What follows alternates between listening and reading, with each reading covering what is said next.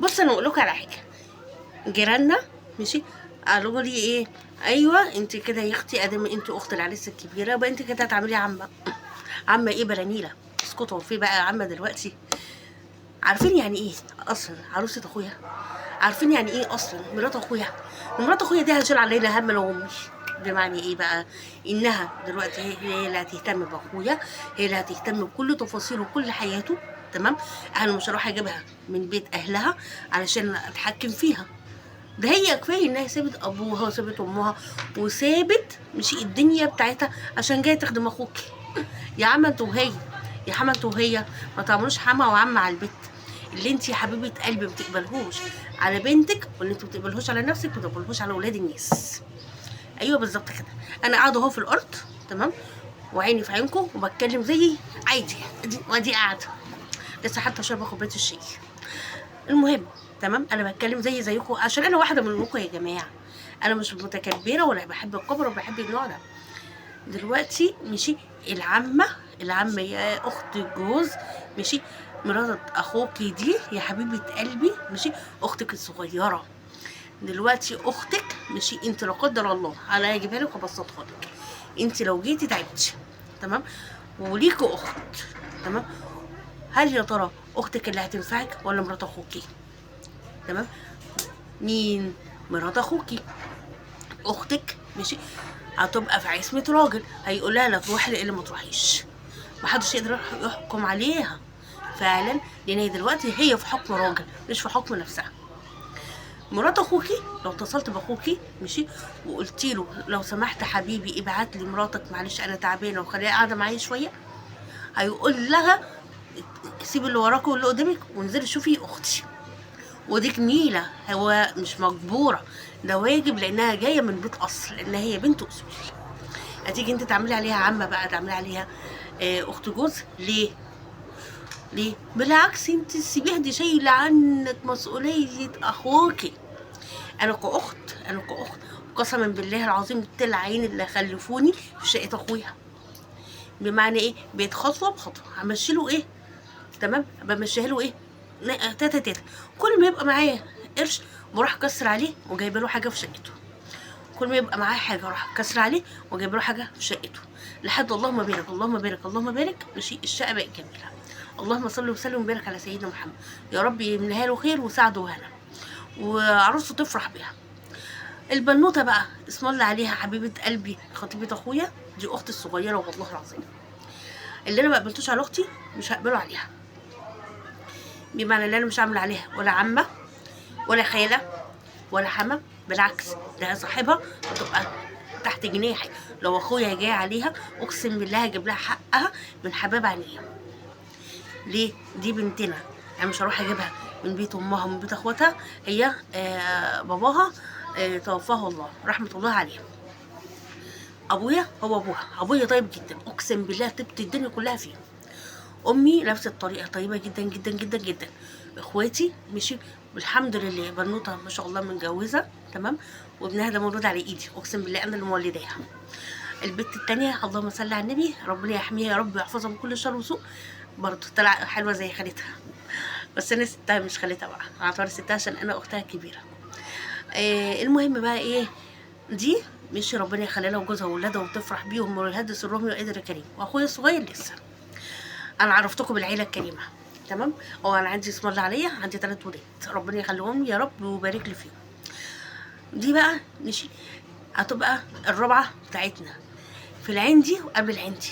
والله العظيم ده الكلام في عينيا الاثنين. هتبقى كويسه، هتبقى كويسه احطها فوق راسي والله العظيم. هتبقى كفايه عليا شايله عني اخويا. هتحطه في عينيها، هي بتحبه وهو بيحبها بصراحه. الله اكبر، ربنا يحميهم ويكفيهم شر العين يا رب. واخواتها ناس زي العسل، انا اللي مختارها، تمام، انا اللي مختارها. شوشو هي تيجي بقى تنور بيتها كده وتبقى معانا، تمام، ولو ما شالتهاش الارض هشيلها فوق راسنا وجوه عينينا. المهم انا بكلمكم بقى ايه عن اخت الجوز. انا بتكلم بالنسبه لي انا، تمام. هي مشكورا حبت انها تاخدني معاها، تمام، اللي احنا ننزل نجيب فستان الفرح، تمام. تمام. انا قلت لها ايه، حبيبتي انا معلش اعذريني انا مش فاضيه، تمام، عشان ما اكسفهاش وهي بتنقي. قلت لها خدي اخواتك او خدي حد انت بتحبيه وروحي نقي اللي انت عايزاه كله. انا عملت كده ليه؟ عشان اسيبها براحتها، ده حياتها ودي فستانها ودي ليلتها، تمام، وده يومها. لو ما فرحتش في اليوم ده هتفرح امتى؟ ما احنا كلنا دخلنا، مش هو اليوم الوحيد اليوم اللي في العمر، بعد كده شلنا المسؤوليه. هي تروح راحت اسم الله عليها نقت فستانها، تمام، الميك اب الحاجه اللي هي هتريحها اللي هي تناسب شخصيتها. ما فرضتش نفسي عليها بقى، قلت لها لا خدي ده ما تاخديش ده، اعملي الميك اب ده ماليش دعوه، ماليش فيه. ده حياتها، دي حياتها، دي حياتها.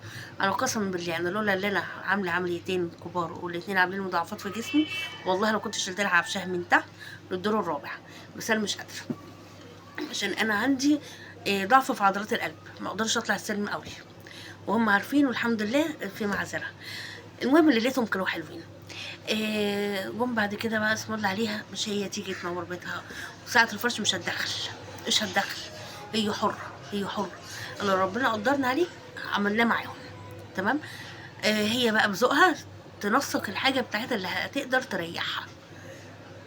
أنا كضيفة عليا كواجب المشورة، في لا قدر الله خلاف بينها وبين أخويا أو حبوا اللي أنا أتدخل، تمام هتدخل، محبوش وده يبقى الأحسن إن يحلوا مشاكلهم مع نفسهم، مفيش طرف تالت. ما تتدخليش، انتوا بتتدخلي ليه يا عمه؟ ما تتدخليش، انتوا ممكن بكلمه منك تخربي البيت بتاع اخوك، يبقى انت استفدتي ايه؟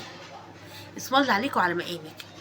اوعي تتدخلي في حياه اخوك، اوعي، انت مش مسيطره عليه، لا ده هو راجل وسيد الرجاله، هو طالع من ظهر راجل ومن بيت رجاله، اوعي تسيطري عليه، تمام. كلمه الاخت الكبيره، في ستات كتير قوي بتكره حكايه الاخت اللي بتتدخل في حياه اخوها، وده حقها. مفيش واحده بتحب ان العمه تتدخل في حياتها. انا حره، انتي انا اتجوزت اخوكي، مش معنى كده ان انت تتحكمي فيا او تخلي اخوكي ماشي يتحكم فيا عن طريقك، لا. انا ليا شخصيتي، ليا استقراري، ليا حياتي اللي ما بحبش حد يتعداها. فانت مش تقولي لا ده اخويا، اخوك هو هيتبرأ منك لما يتجوز، هو مش هيتبرأ منك، بالعكس اخوكي هيحطك في محتويين، انت محتوى هو محتوى، بس المحتوى واحد ومشترك، اللي هو مين؟ اللي هو اخوكي. مش معنى مثلا ان انت اخته ان انت تتحكمي، مالكيش تحكم، اخوكي مش هيستغنى عنك. هي انت حبيها عشان تقدر ايه كمان تحبك، انما انت تكرهيها والله العظيم لو طبقت السما على الارض مش هتحبك. ادام بتعمليه بما يرضي الله، عامليها زي ما انت تحبي اللي انت تتعاملي، اللي انت تحبي تتعاملي بيه من اهل جوزك، عامليها بيه، ما تجيش عليها، تيجي عليها بأي، انت مين انت عشان تيجي عليها؟ اخت جوزها على عيننا وراسنا يا ستي، تعملي اخت الجوز، بس مش معنى كده ان انا ادي فرصه لنفسي ان انا اتحكم في حياتها، لا. خلي بينكم دايما احترام، خلي بينكم حب، خلي بينكم موده، مش عشان اخوك تنصريه عليه. خليكي دايما مع الحق عشان هيقعد في ولادك، خليكي صاحبه حق وخليكي مع الحق. طول ما انت مع الحق ربنا سبحانه وتعالى هينصرك ويعاديك على من يعاديك. اما هتيجي عليها ربنا ما يرضاش بكده يا حبيبه قلبي، ما تخربيش بيت اخوكي عشان تعملي عليها حما ولا اخت جوز، لا يا ماما، خليكي كده حلوه وطبيعيه. انما اخت جوز دي مشي بتبقى دايما مكروهه وبسبب اخوها، فما ما تخليهاش تكرهك من الاول، حببيها فيكي عشان تحبك، خليكي معاها صاحبه عشان تبقى معاكي اخت، تمام. وصلت لكم الرساله يا كل حما يا كل اخت جوز؟ ده نصيحه لوجه الله، تمام. انا مش بهاجم حد، تمام. ولو عجبكم الفيديو ما تنسوش اللايك والاشتراك وتفعيل الجرس. مع السلامه.